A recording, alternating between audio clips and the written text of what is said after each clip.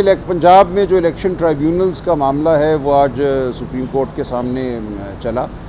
इसमें हमारी गुजारिश ये थी कि इलेक्शन कमीशन का ये कहना कि उनको मुकम्मल इख्तियार हासिल है किस हाई कोर्ट के जज को वो इलेक्शन ट्राइब्यूनल में मुकर्रर करें, ये दुरुस्त नहीं है। हाई कोर्ट के जज साहिबान जो हैं वो हाई कोर्ट का हिस्सा रहते हैं। हाई कोर्ट के चीफ जस्टिस का इख्तियार है कि वो किसको नामज़द करते हैं बतौर इलेक्शन ट्राइब्यूनल।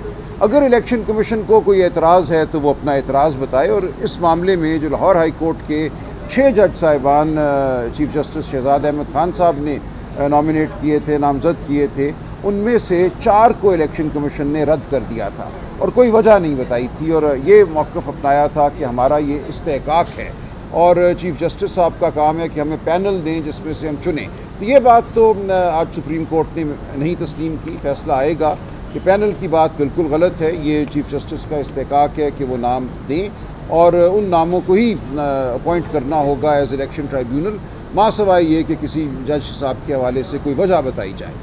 यहाँ तक तो बात ठीक हो गई, लेकिन जो बात सामने आई आज वो ये है कि जो जज साहिबान 6 जज साहिबान चीफ जस्टिस शहजाद अहमद ख़ान साहब ने दिए थे नाम जिनके बतौर इलेक्शन ट्राइब्यूनल, उसमें से 4 जज साहिबान को मौजूदा चीफ जस्टिस आलिया नीलम ने ख़ुद फ़ारिग कर दिया है।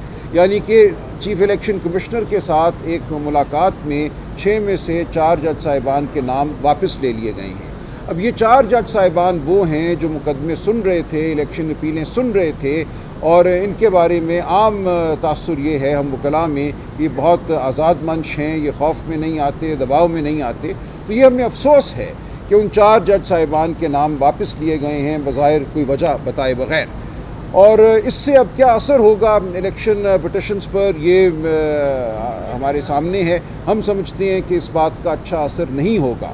उन 4 जज साहिबान को कायम रखना चाहिए था जिनके नाम चीफ जस्टिस शहजाद अहमद ख़ान साहब ने दिए। हमें अफसोस है कि 4 जजों के नाम वापस ले लिए गए। साथ ही इलेक्शन कमीशन ने आज ये कहा कि अब कानून में तरमीम हो गई है और हम आइंदा रिटायर्ड जज लगाएंगे इलेक्शन के मामलात सुनने के लिए। ये सरासर हमारी नज़र में बदनीयती पर मबनी है। ये कानून साजी जो है आइन से मुतसादिम है।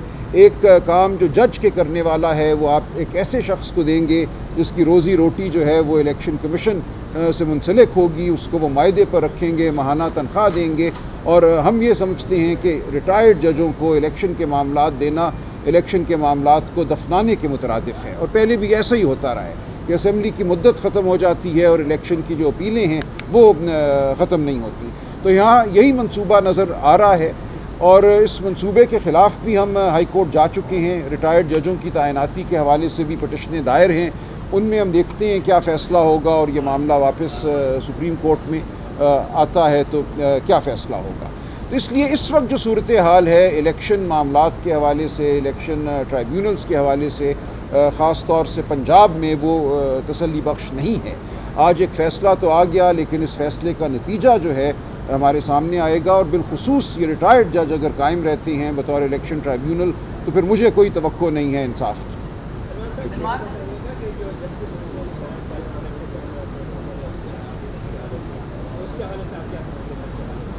जी मैं समझता हूँ मंसूर अली शाह साहब ने बहुत मुनासिब रवैया अपनाया है। उन्होंने कहा यह है कि ठीक है एक ऑर्डिनेंस आ गया, इस ऑर्डिनेंस ने तो इख्तियार दिया था सिर्फ चीफ जस्टिस साहब को कि वो अपने अलावा और जो दूसरे नंबर पर जज साहब हैं उनके अलावा किसी और जज को शामिल कर लें उस कमेटी में।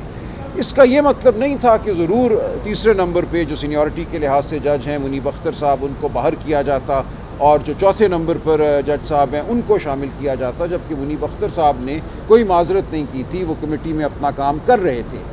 तो उन्होंने बतौर एहतजाज ये कहा है कि आइंदा वो इस कमेटी के किसी इजलास में शामिल नहीं होंगे। लेकिन बहरहाल कमेटी के इजलास तो होते रहेंगे। 2 जज साहिबान बैठ कर अब बेंच बनाएंगे और हम वहीं वापस आ गए। एक मिनट बात कर लें तो हम वहीं वापस आ गए जहाँ चीफ जस्टिस साहब ही की जो राय है उसको फौकियत हासिल होगी। देखिए कहा यह गया था कि बेंच बनाने का जो अमल है उसमें चीफ जस्टिस को फौकियत हासिल नहीं होनी चाहिए। 3 सीनियर जज जो हैं उनकी राय जो है वो होनी चाहिए। अब हम वापस वहीं आ गए कि चीफ जस्टिस साहब और उनके नामज़द करदा चौथे नंबर पे जो सीनियरिटी में जज हैं उनके इत्तफाक़ राय से बेंच बनेंगे। जी ضرورت اس لیے پیش آئی کہ اب پھر ہمارے سپریم کورٹ میں، اور یہ ماضی میں بھی ایک رہا ہے سانحہ، کہ ججوں کے گروپ بن جاتے ہیں، ہم خیال جج جو طاقت کے ساتھ چلنا چاہتے ہیں اور وہ جج جو طاقت کے خلاف مزاحمت کرنا چاہتے ہیں۔ تو ہم یہ دیکھ رہے ہیں کہ اس وقت بھی یہی صورتحال ہے، اور منیب اختر صاحب نے تواتر سے اعتراض کیا تھا۔ جو بینچ بنایا گیا ملٹری کورٹس میں اپیل سننے کے لیے 7 ممبر، وہاں بھی ان کا اعتراض سامنے آیا تھا۔ آج جو مقدمہ سنا گیا الیکشن ٹرائیبیونلز کے حوالے سے، اس بینچ کے حوالے سے بھی ان کا اعتراض سامنے آیا تھا۔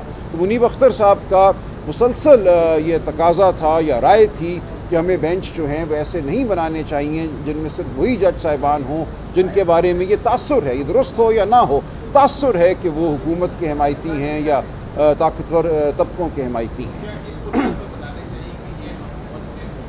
نہیں، دیکھیں قانون یہ تھا کہ جو بھی 3 سینئر موسٹ ہوں گے وہ 3 آ جائیں گے، اس میں کوئی آپ نے پک اینڈ چوز نہیں کرنا تھا۔ اب پک اینڈ چوز کی طاقت چیف جسٹس صاحب کو دے دی گئی ہے، وہ چاہیں تو 11ویں نمبر 17ویں نمبر سے بھی کسی کو اٹھا کر اس کمیٹی کا حصہ بنا سکتے ہیں، مکمل ثوابدید جو ہے ان کو دے دی گئی ہے۔ تو یہ جسٹس کا ابھی نہیں پتہ چل رہا کہ وہ آ رہے ہیں یا نہیں آ رہے، چیف جسٹس قاضی صاحب بھی گھر جا رہے ہیں کہ نہیں جا رہے۔ دیکھیں ظاہر ہے اس کا تعلق تو آئینی ترامیم سے ہے نا۔ اگر آئینی ترامیم جو یہ چاہتے ہیں، جو مسودے سامنے آئے ہیں وہ ہو جاتی ہیں، تو پھر تو چیف جسٹس سپریم کورٹ کا اختیار بہت ہی محدود ہو جائے گا۔ اس کے بعد منصور علی شاہ صاحب چیف جسٹس ہوں سپریم کورٹ کے، یا الف بے جیم کوئی اور ہو، فرق نہیں پڑے گا۔ تمام اصل طاقت جو ہے وہ فیڈرل کانسٹیٹیوشنل کورٹ جو تجویز کیا گیا ہے اس میں منتقل ہو جائے گی، اور اس کے چیف جسٹس کے حوالے سے آئینی یہ جو مسودہ ہے یہ کہتا ہے کہ صرف فرد واحد وزیر اعظم مقرر کریں گے، جو وزیر اعظم کا مشورہ ہوگا اس کے مطابق صدر مملکت جو ہیں اپوائنٹمنٹ کر دیں گے۔